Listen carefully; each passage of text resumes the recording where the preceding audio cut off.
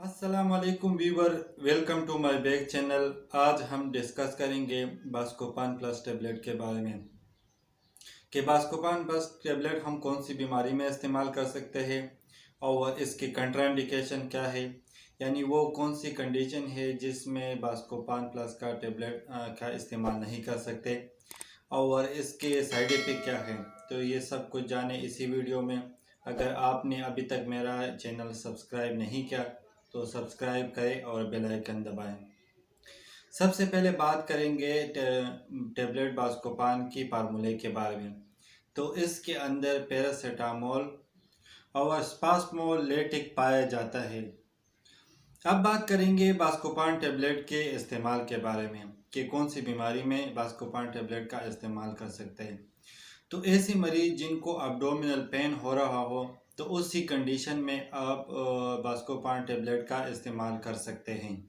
और इसके अलावा ऐसे मरीज जिनको स्टमक पेन हो यानी मैदे के अंदर दर्द हो रहा हो तो ऐसी कंडीशन में आप बास्कोपान टेबलेट का इस्तेमाल कर सकते हैं।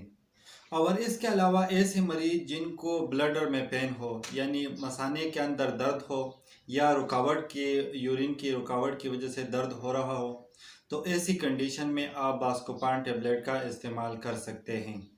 और इसके अलावा ऐसे मरीज जिनको अगर नाक के साइड पे दर्द हो रहा हो तो ऐसी कंडीशन में आप बास्कोपान टेबलेट का इस्तेमाल कर सकते हैं। और इसके अलावा ऐसे मरीज जिनको आंतों में दर्द हो रहा हो तो ऐसी कंडीशन में भी आप बास्कोपान टेबलेट का इस्तेमाल कर सकते हैं।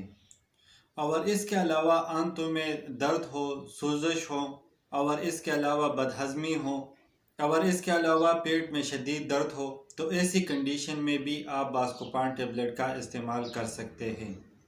बास्कोपान टेबलेट मैदे से पैदा होने वाली तेज़ाबियत को कम करता है और इसी तरह जलन को भी कम कर देता है।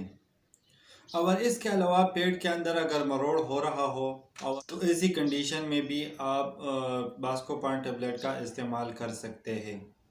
और इसके अलावा फीमेल में पीरियड्स पेन में भी आप बास्कोपान टेबलेट का इस्तेमाल कर सकते हैं।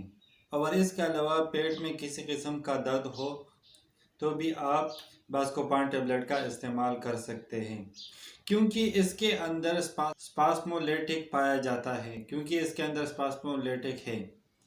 अब बात करेंगे बास्कोपान टेबलेट की डोसेज यानी तरीक़ा इस्तेमाल। तो एक या दो टेबलेट दिन में आप इस्तेमाल कर सकते हैं और 3 टेबलेट से ज़्यादा इस्तेमाल नहीं कर सकते और बेहतर यही है कि आप डॉक्टर से मशवरा करके इस्तेमाल करें।